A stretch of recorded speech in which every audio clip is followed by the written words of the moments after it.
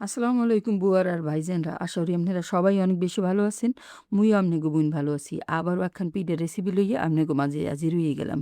এই পিঠি হান এত নরম মুহে দেবেন আর মুহের মধ্যে এক্কারে মিলেই যাইবে, গললে যাইবে তুলতুলা নরম এক্কেবারে।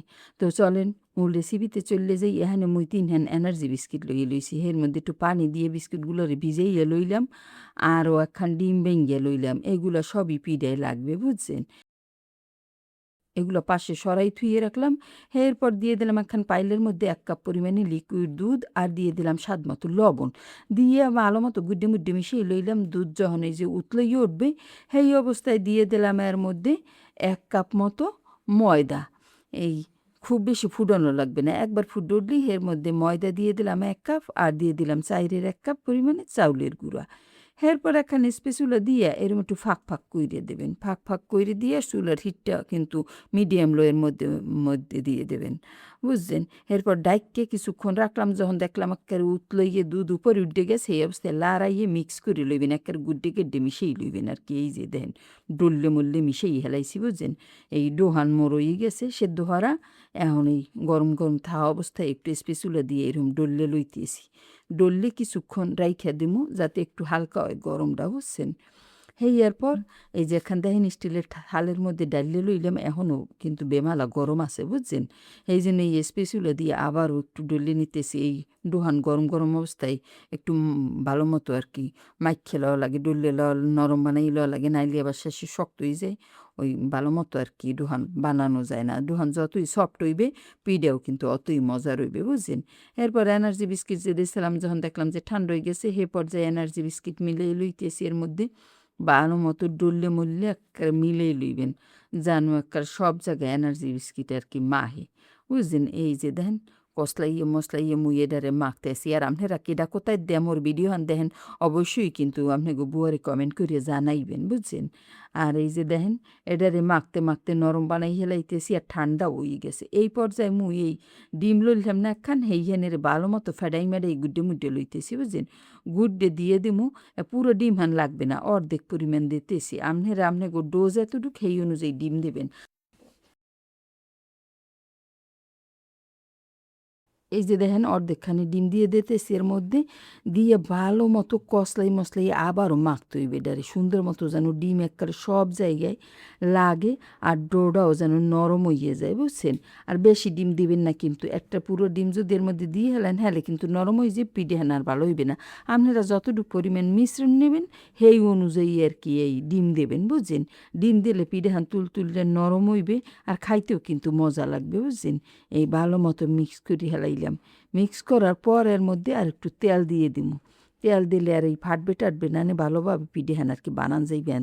তেল দিয়ে আবারও, বুঝছেন? এই যে ভালো মতো মাইকে লইতে হইবে কিন্তু, নাইলে কিন্তু ভালো হইবে না। এই যে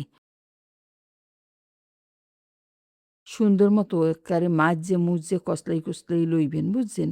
যেন ডোহান সফট একখান ডো হয়। এই সুন্দর মতো ডোহান রেডি হয়ে গেছে কিন্তু সফট একখান তুলতুলা নরম ডো। এখন পিঠা বানাইতে চললে যাবো। এর মধ্যে দিয়ে একটু ছোটো ছোটো করে লেসি কেটে লইবেন, এইরকম লেসি কাট দিয়ে এরপর হাতের মধ্যে এরকম গোল করিয়ে লইতে হইবে প্রথমে, বুঝছেন?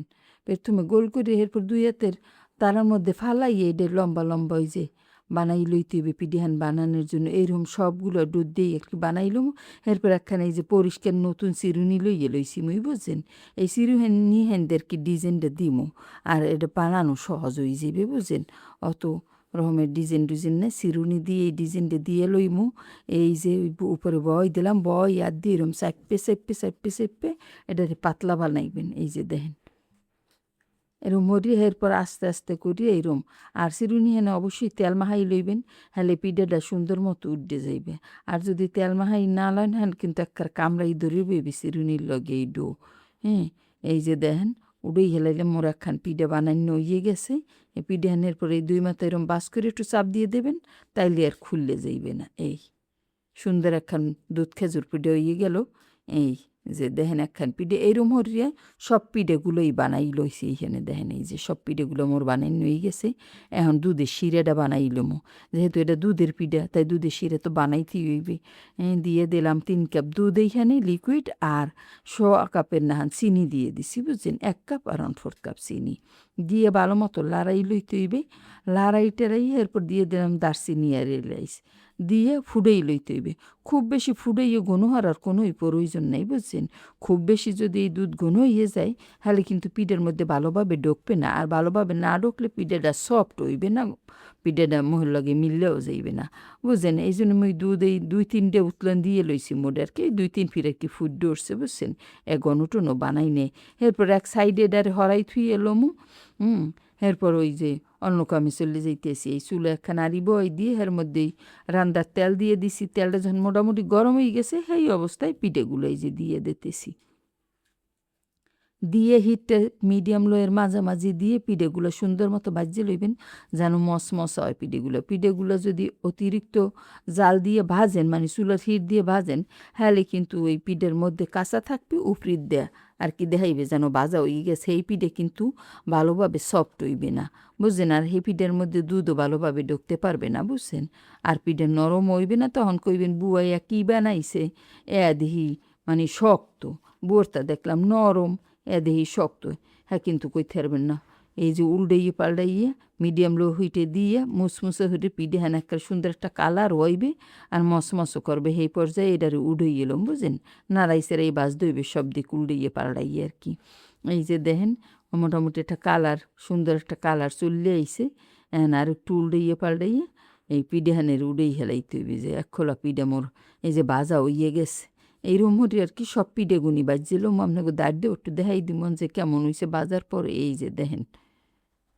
হ্যাঁ এই বাজার শেষ এখন আপনাকে এখান প্লেটের মধ্যে সব দিয়ে দেখাই যে পিঠেগুলো কেমন বাজা হয়েছে এই এরপর ওদিকে ওই যে দুধ ফুটাইয়ে রাখছিলাম এর মধ্যে এই পিঠেগুলো সব দিয়ে দিতে হইবে আর দুধ যেন গরম থাকে মোটামুটি একটা গরম পর্যায়ে দিলে তাড়াতাড়ি পিঠেগুলো বেজবে এর মধ্যে দিয়ে পিঠেগুলো এরপর ওই যে 2 হইতে 3 ঘন্টা অপেক্ষা করলেই হইবে এরপর পিঠে হান রেডি খাওয়ার জন্য পুরো দিয়ে দিছি দিয়ে একটু সোজা মজা হরিয়ে দেবেন সব পিঠেগুলো যেন একরকম পরিমাণে ডোবে আর কি 2-3 ঘন্টা পরে এই যে ফিরে এসি পিঠেগুলো নিয়ে কিন্তু বীজ যে ডাবল হয়ে গেছে বুঝছেন আর একেবারে সফট হয়ে গেছে দেন উঠানো যায় না ভাঙ্গি ছুটিয়ে যায় এককালে একখান পিরিজে লইয়ে কাটলেও আপনাকে দেখাই দিব যে এখন কেমন নরম হয়েছে আর কেমন তুলতুলার নরম হয়েছে উপর দিয়ে অবশ্যই একটু দুধ এরকম ছড়াই দিয়ে লইবেন আর কি শিরা এরপর একটু কাটলেও দেহা মন যে এরা কেমন সফট হয়েছে আর এহান কিন্তু একটা খাইতে জমের মজা আর অত কষ্টও লাগে না বানাইতে